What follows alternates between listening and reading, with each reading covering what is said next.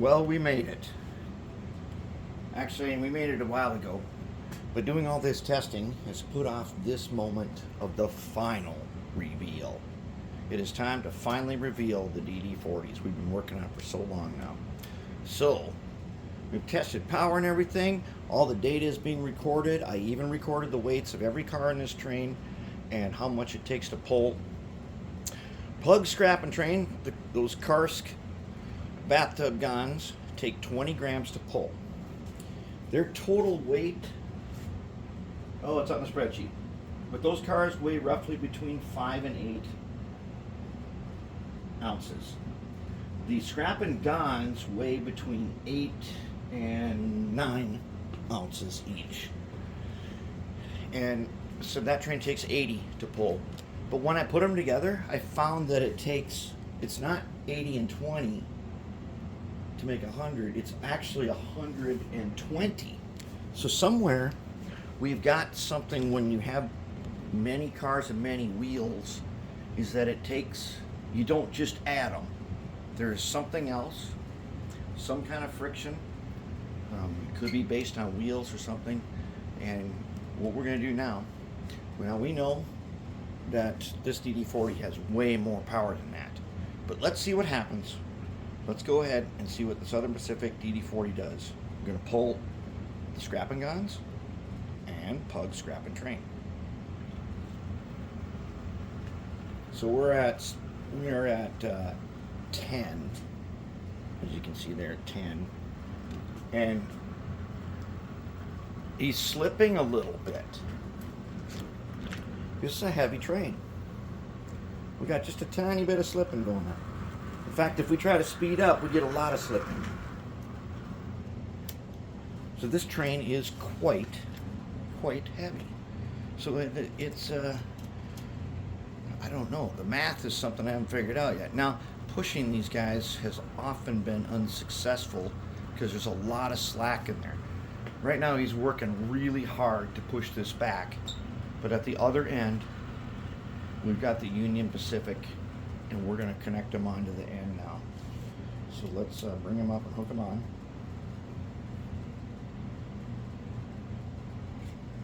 Okay, let's make a consist.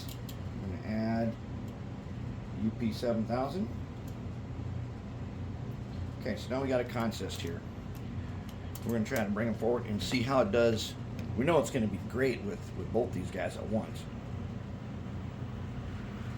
Yeah, see, then it's like there's nothing there. They're pulling this train like there's nothing at all. They don't have any trouble whatsoever when they're together. And we know that what they pull is something like 400. But we're pulling and pushing at the same time.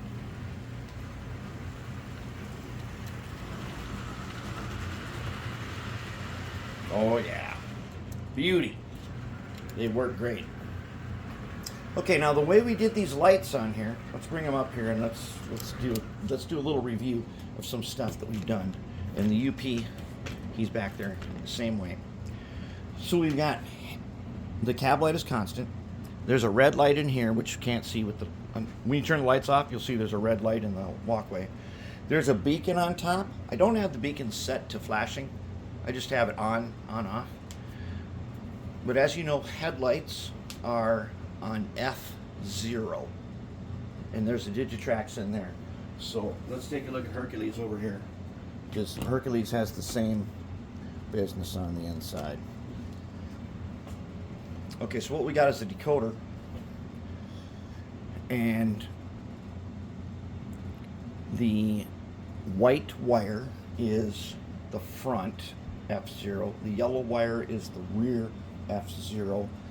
And so what happens is when you just put it in with default settings, when you go forward, the front headlight's on. When you go backwards, the rear light's on and the headlight front goes off. But we had to reprogram that because there's only 2 light functions and we want the headlights. So if I turn off the beacon and I turn off the headlight, that's how it looks. Cab light's still on. And the red light in there is still on, but we can't see that unless it's dark. Let's give it a, let's see if we can see if I just shut off these lights. It's on there. It's got to be darker than that for you to see. So, but we, oh yeah, okay, so you can see a little bit of the red light there.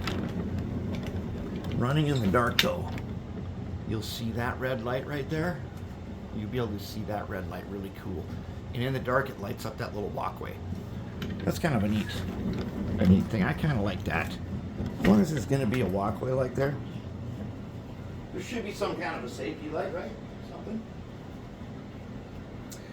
Okay, then these guys have our Mabuchi 266 Face Ripper motors wired in anti-parallel. These are wired straight across. They face a different direction, but they run the same way. But they are parallel, which allows us to use one decoder. This is a thing that people have always wondered about, and lots of questions where, what if you have two motors, you got to use two decoders? Well, these motors don't draw, even together, they don't draw enough power to worry about going over the 1.5 amp limit. In fact, they don't even get up, what do they make it up to? 0.5 amps, something like that. And we've got our little box that goes over here, so we have a platform. And then we've got our silicone shafts. And that's one reason why you hear nothing but gears in these guys. And I'm going to say this is going to be a wrap on these DD40s. And now I'm going to be able to box them up and ship them home. So the way the lights work is, if you turn on light, which is F0, that light will just stay on in forwards and reverse. If I and then the next one was it F1 or 2. It's usually listed as Bell, but I got Bell on the beacon. And you can change that beacon into various kinds of flashing ways. I kind of like Mars light for beacons. The rotary beacon can be annoying, but the Mars light is less annoying. And there we have it. We have got these guys in really good shape. I mean, they're beauties. And we've been testing them for so long. Like 1 month we've been testing these guys and running them around and stuff. And together, they're just amazing.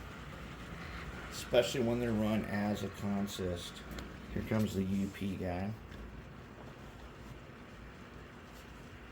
We'll bring him in and take a look at him. Okay, and there he is. He's got the same thing. Light, bell. There it is. He's also got his red light in there. You can just barely see right there. See that little red in the dark? The walkway lights up red. It's pretty. And then, okay, the fiber optics on the ends. Let's take a look at the backlights.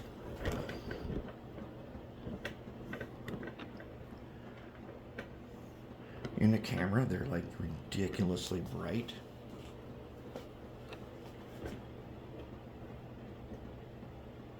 Now, I don't know, the camera's seeing something on that second, the second ladder there. It's got to be a reflection from somewhere because I can't see it in the real world right there. Oh yeah, it is a reflection because it's on my finger. Okay. There's some kind of reflection in here that's reflecting off that guy. But that's how it goes. And looking good. I'm going to say that it is time we call it, box them up, and ship them home. Beautiful units. They turned out amazing. And I think we can safely call it now that we made it. Awesome. Awesome units. These are going to be fantastic on their home layout. And it's time to get them ready and ship them home.